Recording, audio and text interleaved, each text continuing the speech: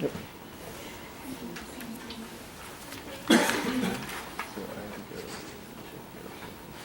Okay, guys.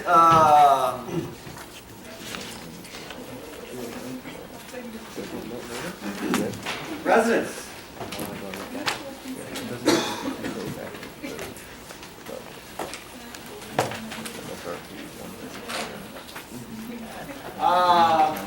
I sent out a key to these questions about resonance.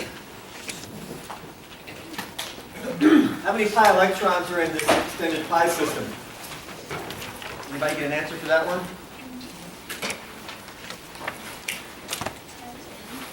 Ready? 10? Anybody else?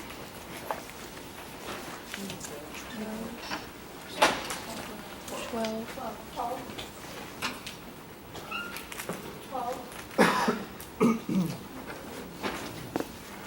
I see 10. Why 12?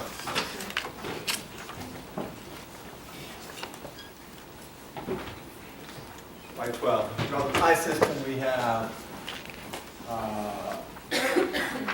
pi bond there, which is overlap of 2p orbitals, 1, 1. That's the pi bond we see.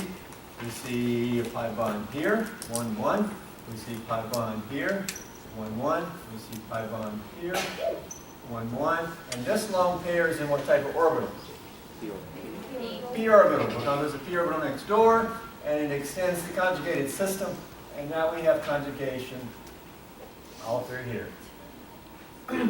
You have 1, 2, 3, 4, 5, 6, 7, 8, 9 p orbitals.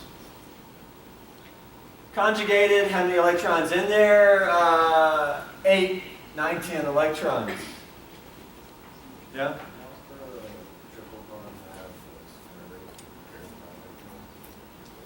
The triple bond does have another pi bond, but those two p orbitals are orthogonal to the other two. They're out like this. There you go. Right? You got, how many did I draw? You got 9 lined up there, and then you got these two, but these two are not lined up with those 9. Right? Triple bond.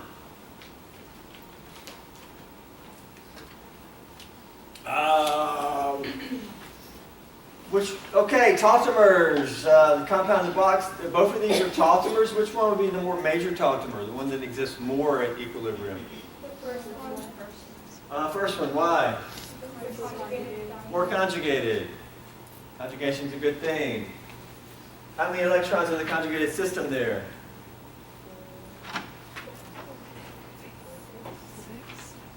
6, right? Yes. All conjugated.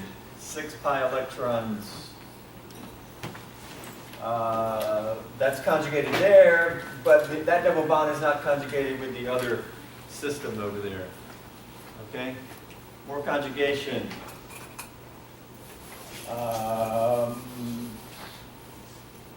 Conjugation is the answer to lots of questions, just like hydrogen bonding is the answer to lots of questions.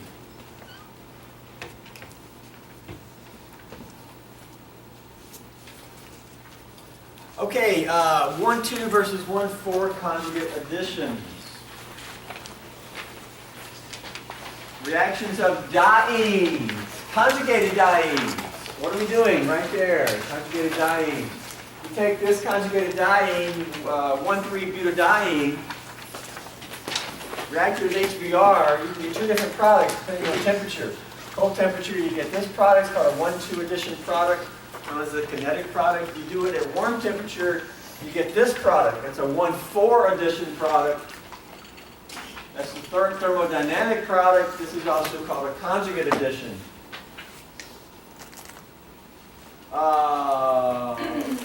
The reaction, either way you go. First off, this is a symmetrical diene. It doesn't matter which double bond we react, we're going to get the same product. You should see that.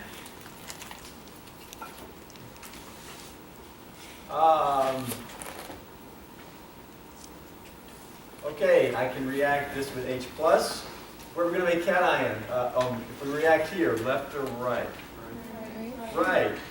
Yes, it would be secondary, but it's also going to be resonance stabilized. Here. Boom. New H there, cation here.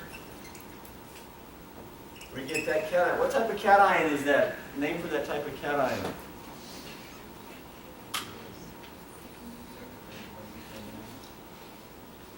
Maybe we didn't say this on the resonance page.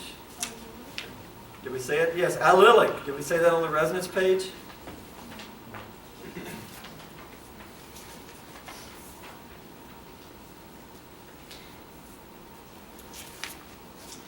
I don't know if we said that, but it was on there, yeah?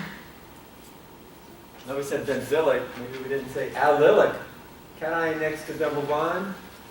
Conjugated, resonance stabilized. We can also do resonance stabilization of benzylic cations. Allylic cation. Yes.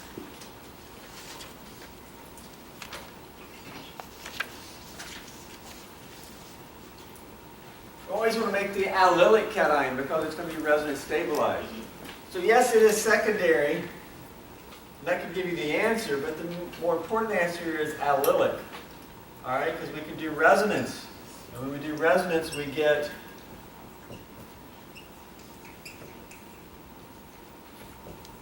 that there.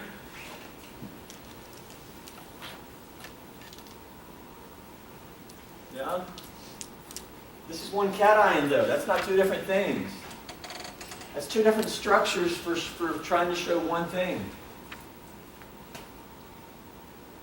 When the diene reacts with the H+, what do you get?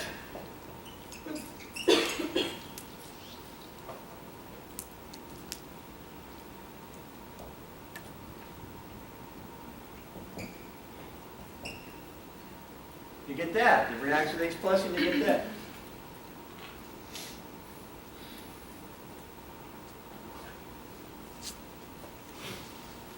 You don't get this and then it undergoes a rearrangement or anything. Neither one of these is right. This is two fake representations of what you really get. You really get that. This reacts with H+ to give that. There you go. You got to understand what we mean by resonance. We show two resonance structures. The true structure is a blend, a hybrid. This is what you get when it reacts with H+. Then, how do you get the two products? Br minus. By the way, where is Br minus? If I draw it on the board, where is it at? Well, the H+ is here. If I say the H+ is here, where's the Br minus?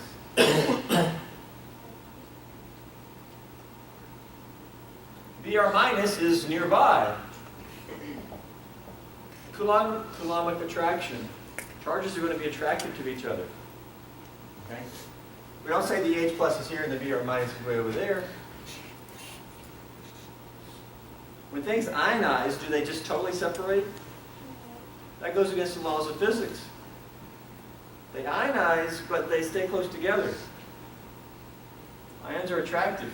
So when that added, these electrons attack the H. Where's the Br at this point? Is it over here, or is it maybe here? Right or left? It's on the left. That's where it is. It's near the H. And when the H was attacked, okay. Now this attacks either here or here, because these are the two positive sites. They're only partial positive. Which one is it going to be able to attack faster? Here, left, or right?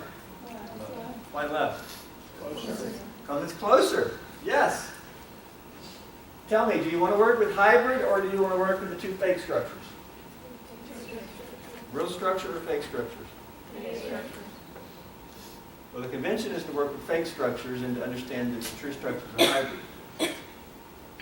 Okay? The Br minus is here. These electrons can add here. Which product does that give? Top or bottom? Top. Obviously top. It gives the kinetic product, which is the fastest form. Why is it formed fastest? Because it's closer. Bam. For it to attack over here, it's got to go cross country. Which is going to be faster? First one attacking nearby is faster. That's why it's called the kinetic product. That's why it's formed fastest. Also formed first. Now, if we add it here, we don't have to do any fancy stuff to put the pi bond over here. If we do it here, what do we do with the mechanism? Well, now we have to work with these partial bonds. Well, basically, if these electrons come in here, these electrons no longer are going to be able to move over here because at that point, this carbon becomes tetrahedral. It no longer has a p orbital. It's like that end of the garden hose was chopped off, and now the pi electrons can only be over here. And if they're only over there, that's why we just showed the pi bond over there. And so you can maybe move these electrons, but again, we typically do mechanisms with our fake structures. Boom, there you go. But we also know that we have this fake structure. And the Br minus could attack way over there. That takes more energy. That's cross-country. Now, if it attacked over there, it would give the more stable product because it's disubstituted.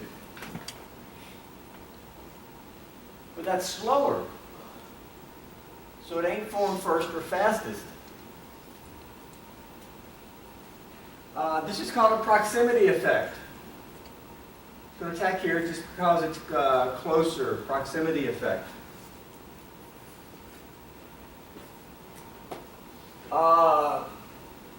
To get it to go way over here, well, it's kind of a little bit convoluted, or not, or just there's more to it.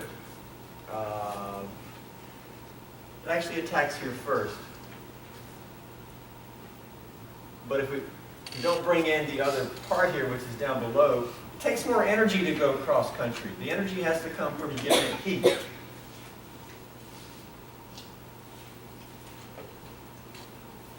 Now down below, in terms of how you get to two products, the kinetic products always form fastest and thus first. It's formed first. That is, down here when I show this reaction, this is not what's formed first. That product is formed first. I'm not even showing that, but then that product is converted to this product. The bromine actually adds here first. But with high temperature, that product is converted to this product. That's what's actually going on. And that's shown down here. You know, we could say any temperature. I mean, really. No matter what the temperature is, this is the kinetic product. It's formed fastest. But with heat, it's converted to this product because it's more stable. How does that happen? Actually, this bromide that comes in here could turn around and leave.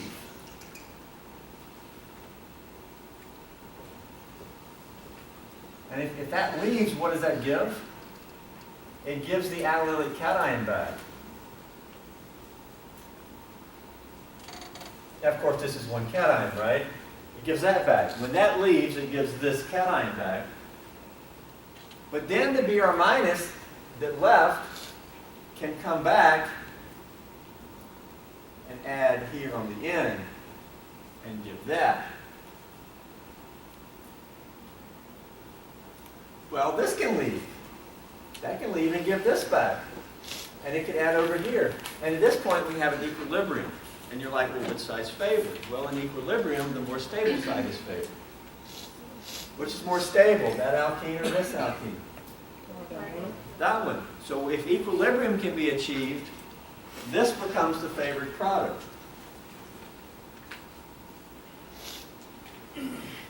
Equilibrium can only be achieved with heat.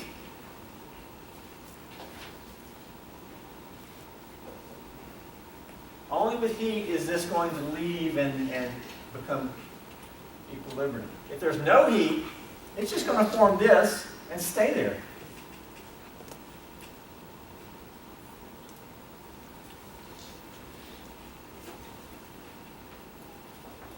So with no heat, it forms that and stays there. If we supply heat, it actually also forms this. It's not shown, but with heat, it will equilibrate and you end up with that because that's the most stable. Okay, let's look at this in terms of reaction coordinate diagrams.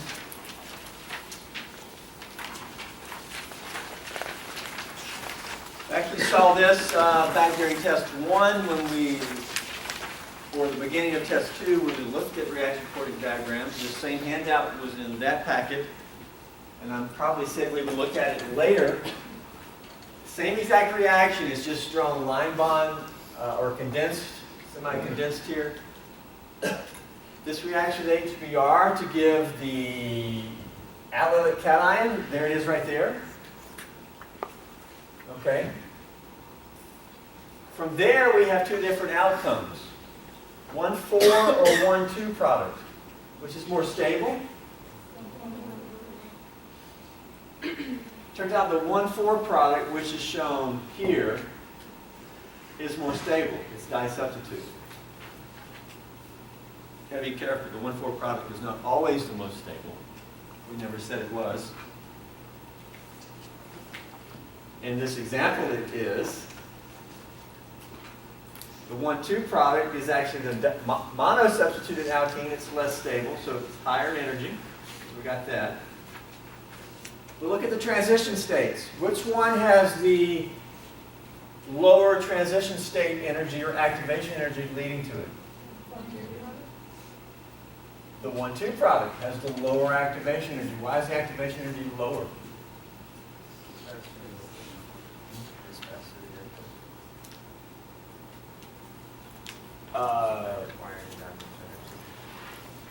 Yeah. Why is it faster?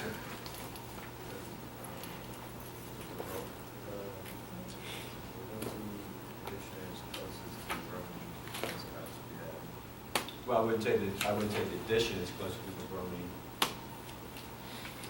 I would say that the bromide is closer to the cation here.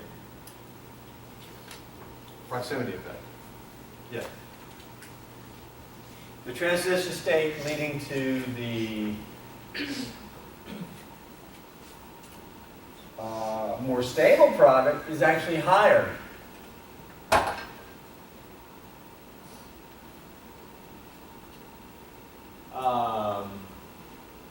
Why? Because the bromine has to go cross country. Going across country requires more energy. That's why the energy pathway is higher there. Okay, this is a little bit unique, and when we went through this the first time, we pointed out that it was odd. Usually the activation energy leading to a more stable product is lower. This is the opposite. It's an exception. Here, the activation energy leading to the more stable product is actually higher. Again, that's a little odd.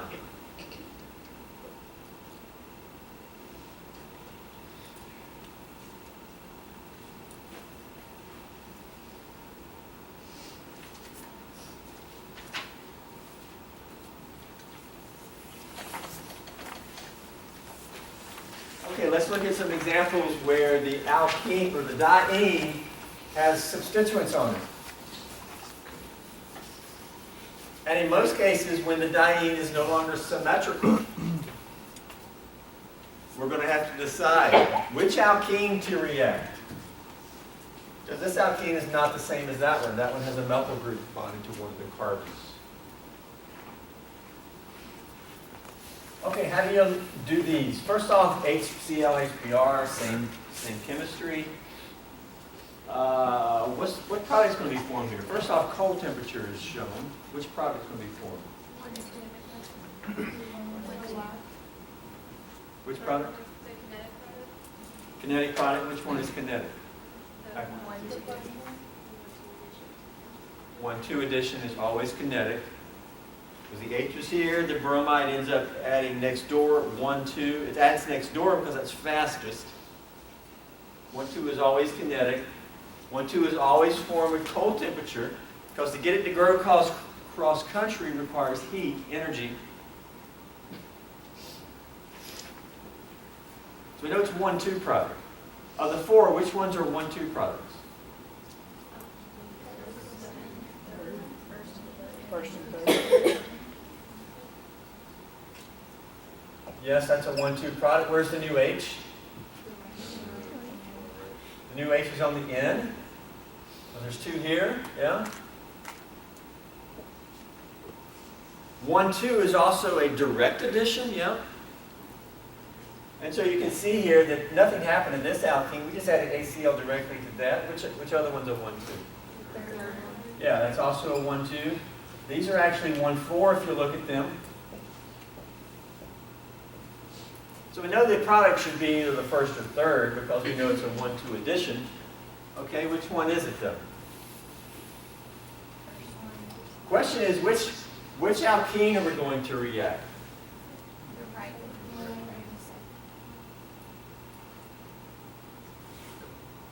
Why the right one? We have to be very...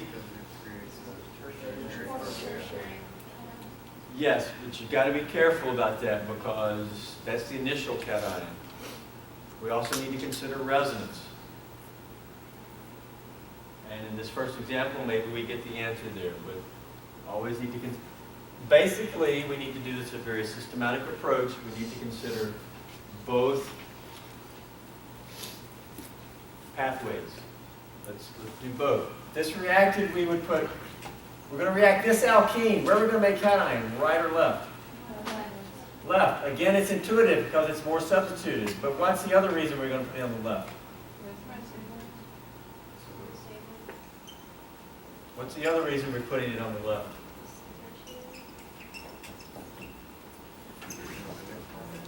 It's allylic. It's resonance stabilized. That's the more important reason why we're putting it on the left. We always make allylic cation in these reactions. Then we can do resonance. And resonance gives windshield wiper over cation here. And here's our cation.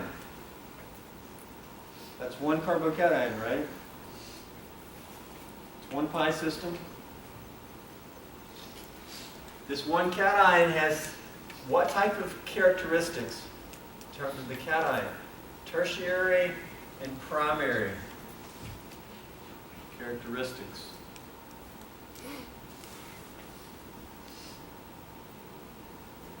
If I drew the hybrid, I would put partial plus here, partial plus here.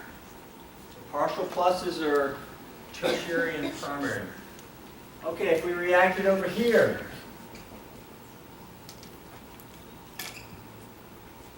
we would get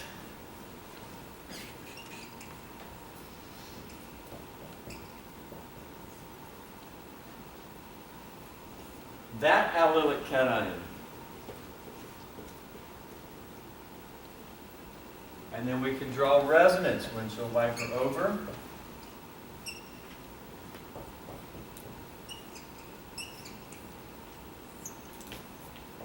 Cation there, does that look right? This is secondary and this is primary. Which cation is better? The one on the left or the one on the right? This cation is better. It has characteristics of tertiary and primary. That cation has characteristics of secondary and primary. This is better. All right? Right there. So this is the cation we're going to make. We're not going to make that cation. Now that we made this cation, where's the Cl minus going to add? The new H was here. Where we're going to add the Cl minus? There or there? Here, because we're doing a 1-2 addition. 1-2. And if we add Cl minus here, which product is that?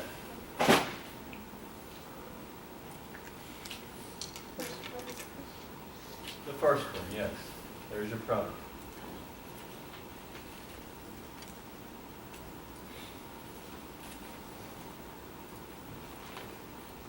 What if this was hot, warm temperature, hot, high temperature? Which product would you get?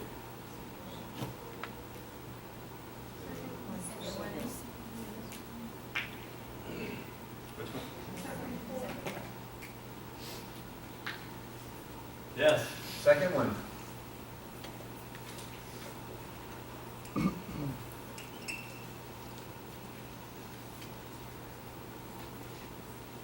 It'd still be the same cation. It's just the outcome would be it would end up bonded here. And we would do a 1,4 addition. Of course, really, at high temperature, what really happens with heat, that can convert to that. By what mechanism? It was shown on the first page. Chlorine leaves. If chlorine leaves, what does that give? It gives this. It reforms the cation. Then the chlorine can end up migrating over here. The heat. Equilibrium is established, and this is favored at equilibrium because that's tri-substituted, but this is only mono-substituted.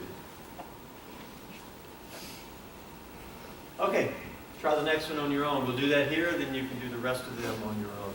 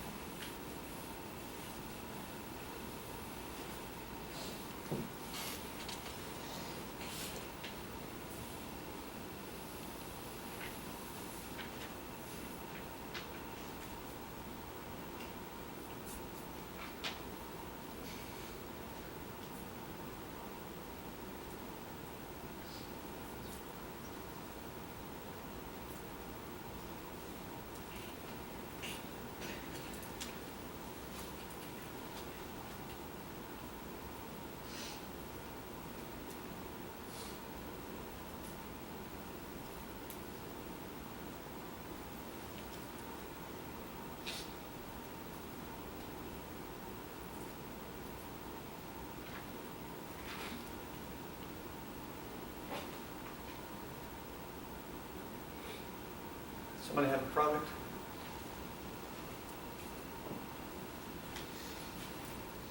A product, Samuel?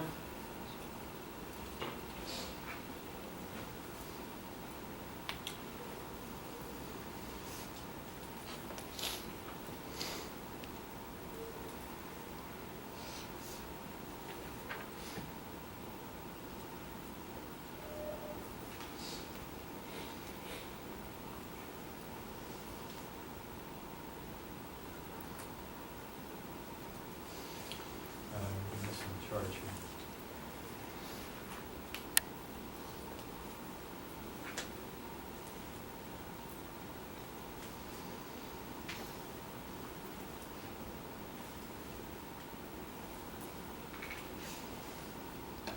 We did some nuclear chemistry, converting iodine to chlorine. Were you? HI.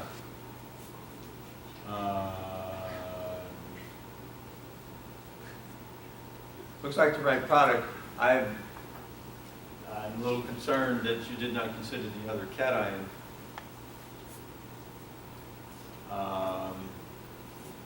That's gonna come back and, for example, if you do down here, I'm afraid what I've seen, you may miss it. Did you consider the other cation? Why did you go with that cation? I didn't. You did both? I didn't see both. For the other alkene? Where's the other alkene reactor? I didn't attack the alkene. We didn't do what? I only attacked the one that formed the tertiary. That's what I'm saying. You only formed the one that formed the tertiary cation. In some cases, you may not see the better cation until you do resonance. And you may be misled at your initial consideration. You have to do both cations like we did. I did one here with resonance. I did one here with resonance. I evaluated them. I put an X through this one. I went with this one and continued on.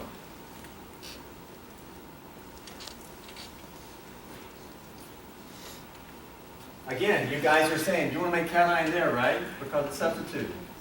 All right. All I'm telling you is, you got to consider resonance. And resonance may lead you to a better cation. Okay. I really shouldn't, I don't want to give you the product there. The answer key to all these is in the back of this handout, I believe. Yeah, right? I think it's printed upside down so you won't accidentally look at it.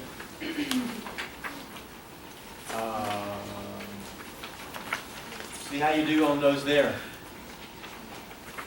I went through it very systematically. I would recommend you go through it very systematically.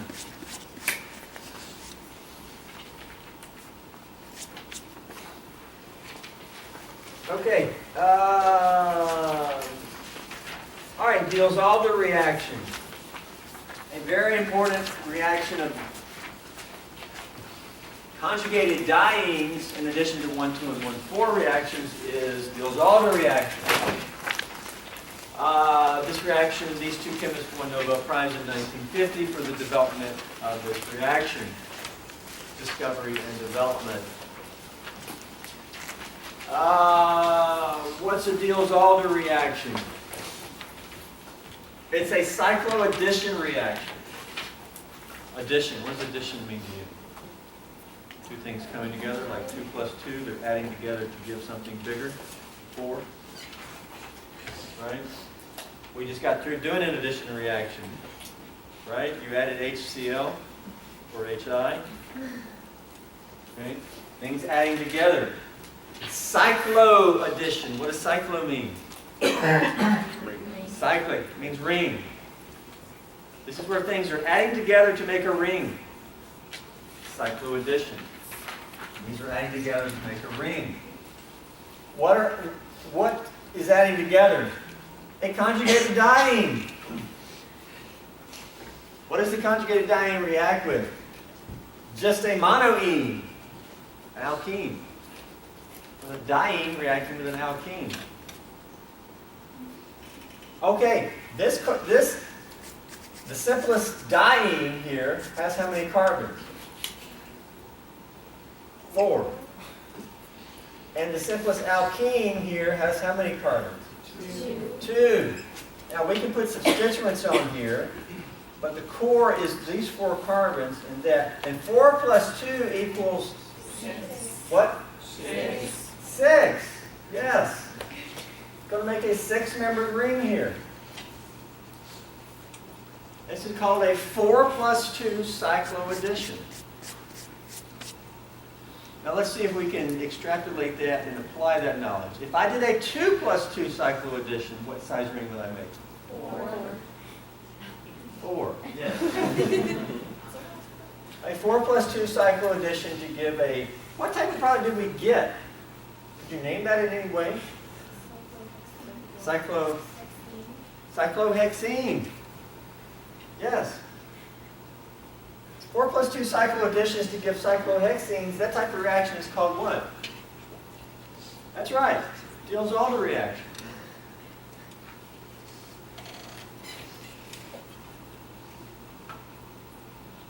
You can also do this by reacting the diene with an alkyne. Cyclohexene. The cyclohexene is also in there. It just has, in addition to the cyclohexene, it has another double bond. Mechanism for this. It's not ionic. There's no ions. There's actually no intermediate. It's just a transition state. We can show the mechanism sort of like this. The old windshield wiper. These windshield wiper over to make bond to this carbon. Let me bond to the carbon. Well, that carbon can't have 5 bonds, so these electrons need to go. These actually, now instead of swinging them up as a lone pair, I'm going to swing them out and bond here. Well, this has 4 bonds. It can't have a 5th bond, so something needs to leave this carbon. Well, these electrons move down to replace the electrons that moved out. And all of that air movement gives what? That over there. But do you see where the pi bond came from? This arrow right here is moving this down to make pi bond. When this swings out, it made the sigma bond. And when that swings up, it made the sigma bond. Those single bonds are sigma bonds.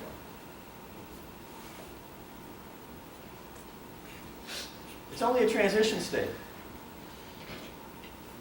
I'm the diene, 4 carbons here, pretend. Samuel, you're the alkene, 2. We just come together in 6-membered ring. There's no intermediate. It's just the bonds made in the transition state. We can think about this in terms of orbital overlap, though. It's almost like resonance between 2 different compounds. Because the diene has,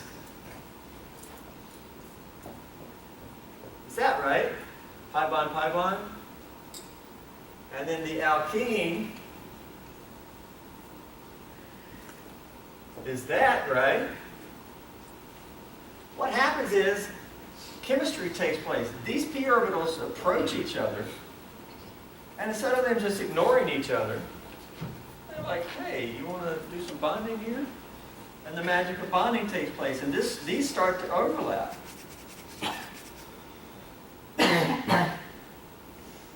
And these start to overlap.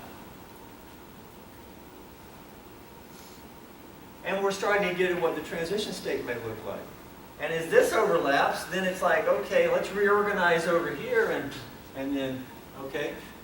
And we end up, just these turn to bonds, and okay. But if you look at it, it's a little bit just p orbital overlap in the transition state. Okay, but this is a typical mechanism we show.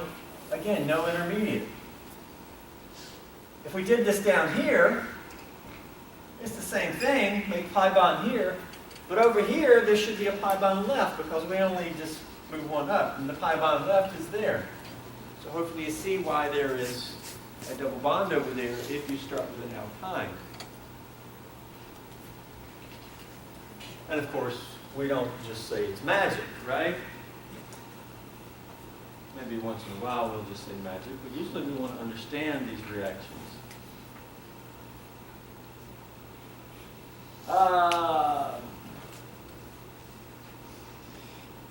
Okay, a cycloaddition reaction is more generally called a pericyclic reaction.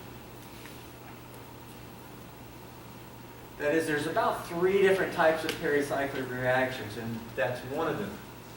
A lot of times a textbook will have a chapter on pericyclic reactions. This is a reaction which involves a cyclic transition state. Cycloaddition is one type that involves a cyclic transition state. There's a couple other types as well,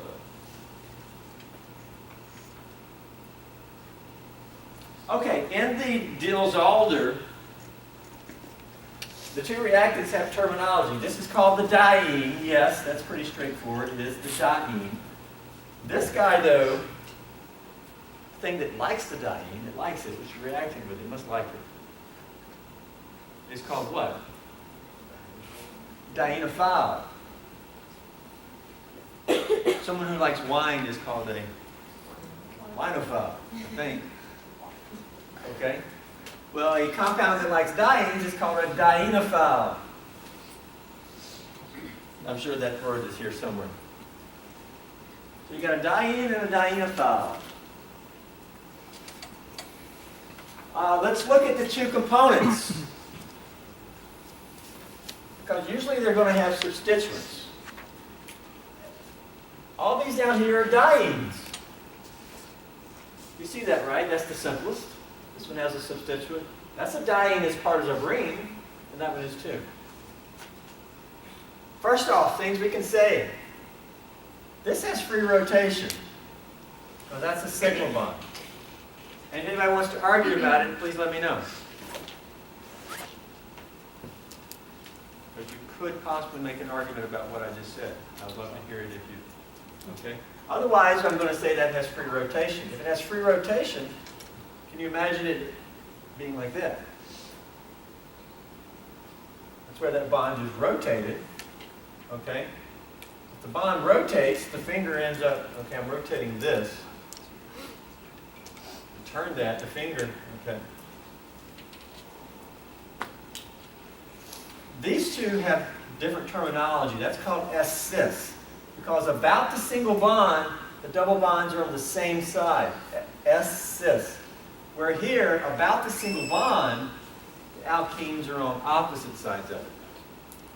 The p orbitals don't overlap in any way. Tell me more. P orbitals, they don't keep it from rotating at all.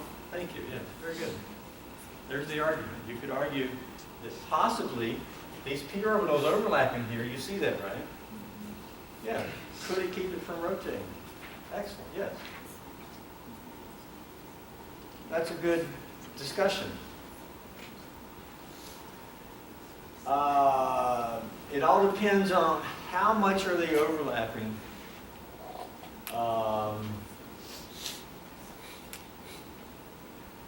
And also, how much energy does it take to rotate it? It's a good theoretical question.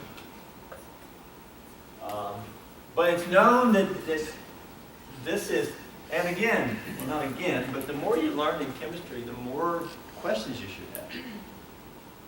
Okay? You know, day one, there's no questions. This is it. The more you learn, the more you're able to question. And things are no longer black or white or whatever, X and Y. It's, well, what about this? Well, what about that? Well, maybe we need to study it in the lab. Who else has looked at this? Then you get your answer. Yes, very good. But let's say it does rotate. You can get to this. Which form does it need to be in to react in the Diels-Alder reaction? It has to be in this form because this is going to make bonds here.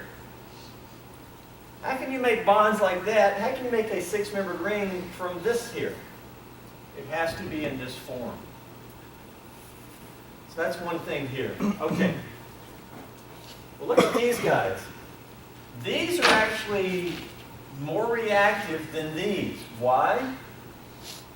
Because they're stuck in the S-cis form. If you look at the double bond, it's S-cis. Can this rotate and make the double bonds like this? Certainly not. You can't when it's tied in a ring. Okay? It's tied in. These are more reactive. Because this compound, some of the time it's existing like this. And here's the alkene, and it's like, I can't react. You've got to wait for me to go back to this form. And so that slows down the reaction. By the way, the fact that these are slower somewhat suggests that this is going on, unless there's another reason that these are slower. Okay, so that's the S-cis form. And look at we'll do Diels-Alder with these. And you'll actually have a ring, and then you'll be making another ring. Let's look at the dienophiles.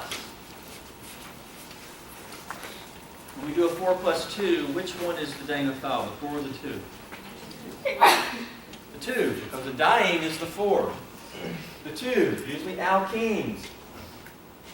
The dienophile, though, typically has an electron withdrawing group.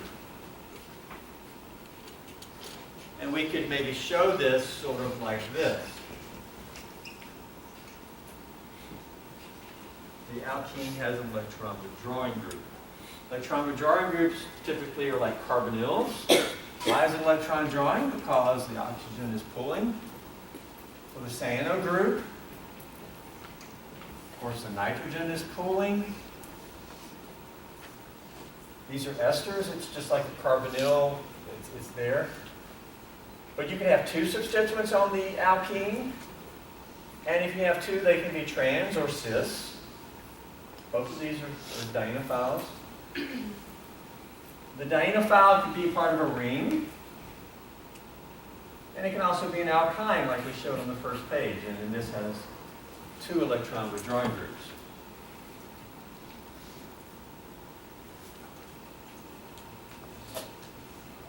I believe this page I pulled from the web, and the next page is mine, and it just repeats.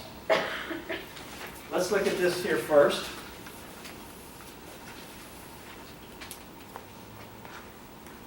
Stereochemistry.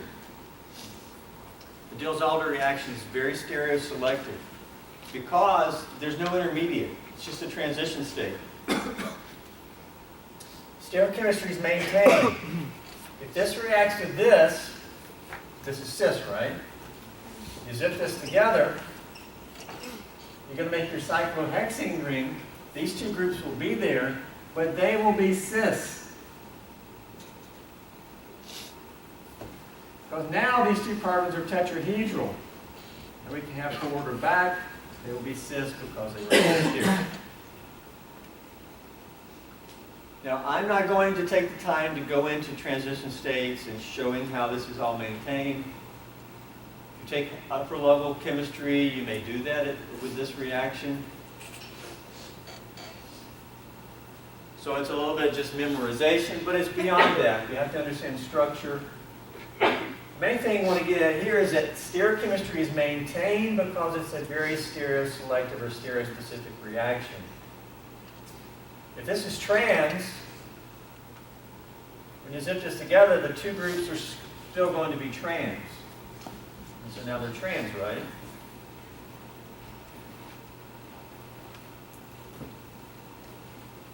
We can also get stereochemistry from our diene, or our diene. Here, both alkenes are E. Look at that alkene. The two major groups are opposite. That's E. Same as there. You zip this together. Pi bond here. You're going to have a pi bond left over there, right? 4 plus 2 is what? 6. These two carbons are going to have methyls. Now you can number these 1, 2, 3, 4, 5, and 6. There's your 6. Which carbons have methyls? 1 and 4. 1, 2, 3, 4, 5, and 6. 1 and 4 have methyls. But 1 and 4 are now tetrahedral. So they can either be forward or back. What are they going to be? They're going to be the same size, cis. Why? Because they were both E here. Alkenes had the same geometry there. Again, we could show models of this, why EE gives cis. I'm not going to do that. But guess what? By the way, what type of stereochemistry do we have for these two groups? Cis or trans? There's no synergy. Exactly. These are not tetrahedral. They're in the plane. There's no option here. There's cis and trans over here. Up here, these were tetrahedral. Well, guess what? If you use this diene, which that's E, but this is Z, same reaction. Since these two are opposite, you get opposite here. Now, I know you're dying to see the modeling of this transition state of why the E is Z leads to, okay? Well, that's the next class. All right? In the end, Diels-Alder is very stereospecific.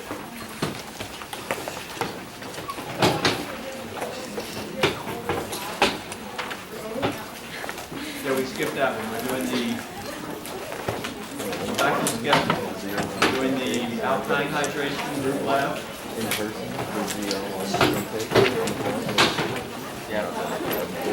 Have a good day, guys. Yeah. Upstairs. We'll meet upstairs. Kind of Kind of like the,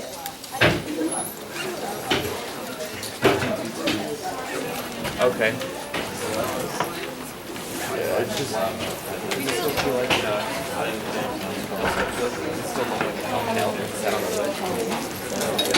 not as exaggerated in person. Really? they probably had the swag. Right? You see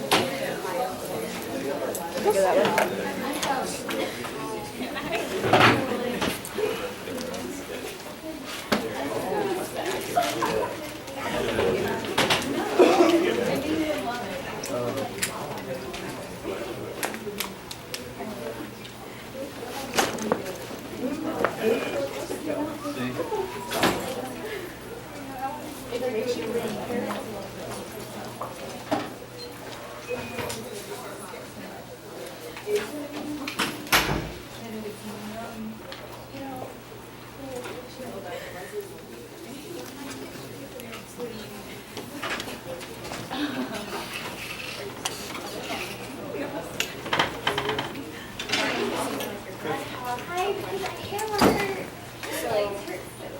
to volunteer at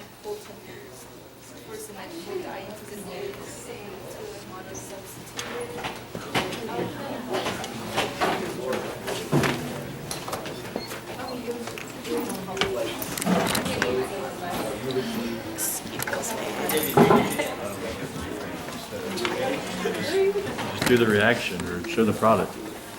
Okay. And then I also